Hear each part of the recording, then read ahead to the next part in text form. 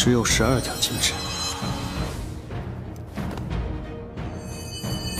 如果能增加到18条，想活就信我。我需要你守住洞口，办得到吗？好。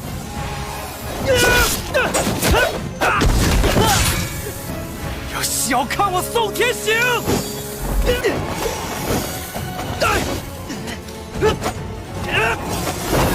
也罢，就当还你人情嘛。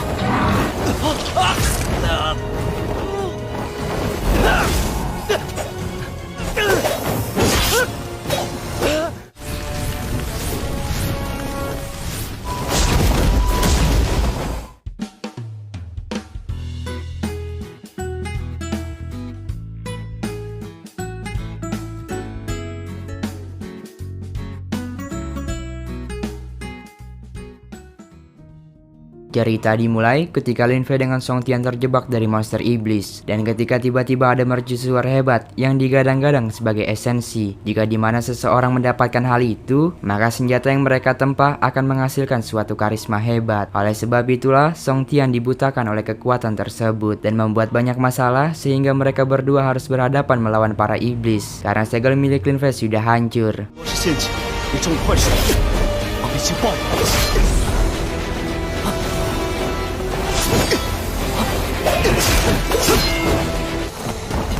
都怪我，封印松动了，想以此控制我，来解开封印，有可能。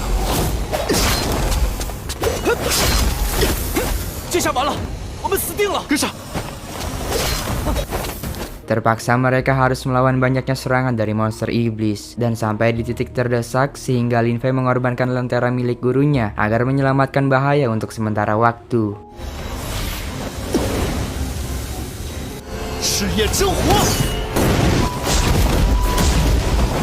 烧光他们！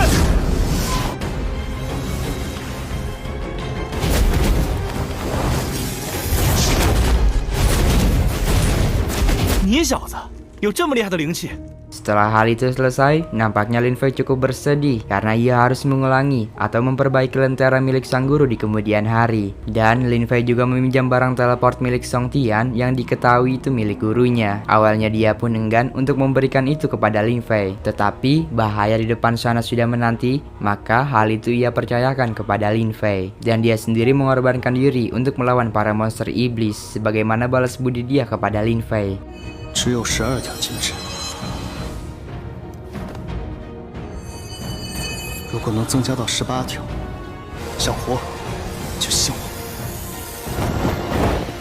我需要你守住洞口，办得到吗？好。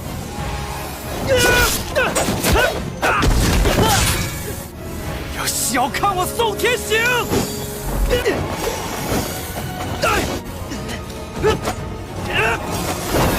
也罢，就当还你人情嘛。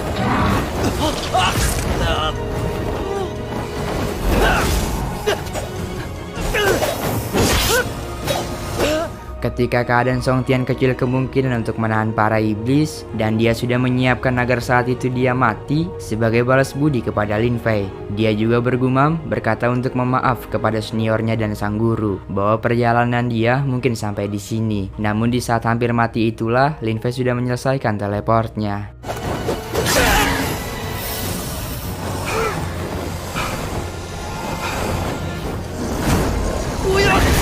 我宋天行，没机会再听你们唠叨。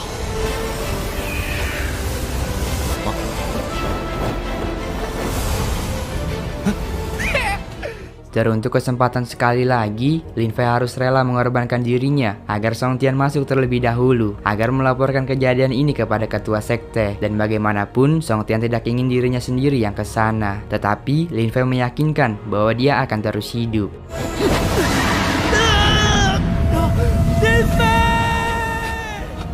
宋师兄，哎，快去禀报掌教！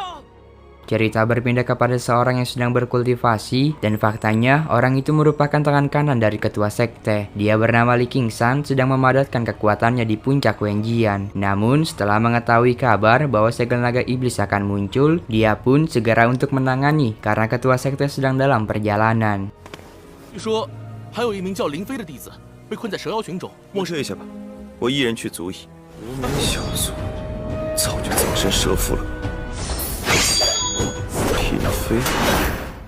Namun di tempat Lin Fei, baru saja ia selesai membantai para iblis. Tiba-tiba muncullah Kaisar Iblis dengan kekuatan yang lebih hebat, sehingga dia pun terpental dan untunglah Xiao Xiao datang tepat waktu dan mengusir Kaisar Iblis dari cengkraman.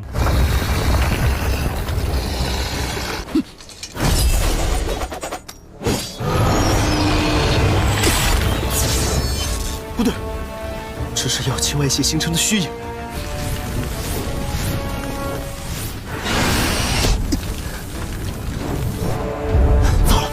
身体动不了了，小小，这些伤。 Dari pertarungan itu jugalah Xiao Xiao berkeinginan mengantarkan tuannya untuk ke tempat harta yang sempat ia titipkan dahulu. Tetapi kendati demikian, Lin Fei merasakan tidak enak dan menyalahkan dirinya sendiri yang sudah gagal sebagai tuannya. 我这主人也太不称职了。喂，我可以自己走的。看着你受苦，我什么忙也帮不上。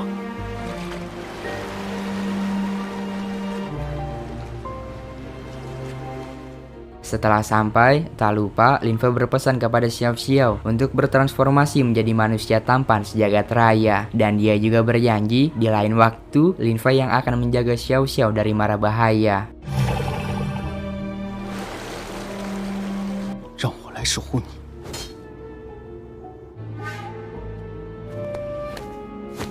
开！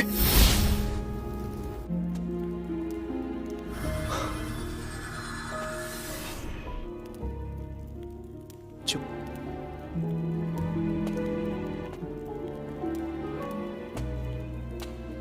Di tempat persembunyian tersebut, Lin Fei sudah mendapatkan harta yang ia simpan selama ratusan tahun. Dan namun ketika dia ingin mempelajari teknik 10.000 terbang, benda tersebut hancur berkeping-keping menjadi bagian. 挖到了！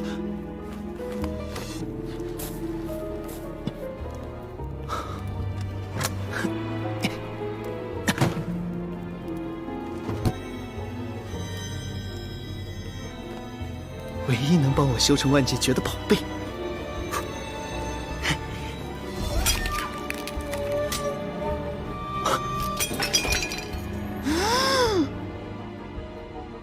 Cerita ini bersambung ketika kita diperlihatkan oleh kelanjutan dari film ini, bahwa dikatakan saat itu Lin Fei secara tiba-tiba pingsan dan membayangkan sesuatu dan berlanjut bermeditasi. 难道重活一世？还要当个废人？ 常理无法解决的问题。 Baiklah teman-teman, segini saja dulu pembahasan cerita kita kali ini. Dan semoga juga kalian terhibur. Dalam segi penceritaan, kalian tak usah ragu untuk menilai bahwa film yang kita bahas satu ini memang mempunyai daya tarik yang bagus dalam adegan. Dan juga tentunya masih banyak konflik yang akan terjadi. Oleh karena itu, saksikan saja kelanjutannya di part berikutnya.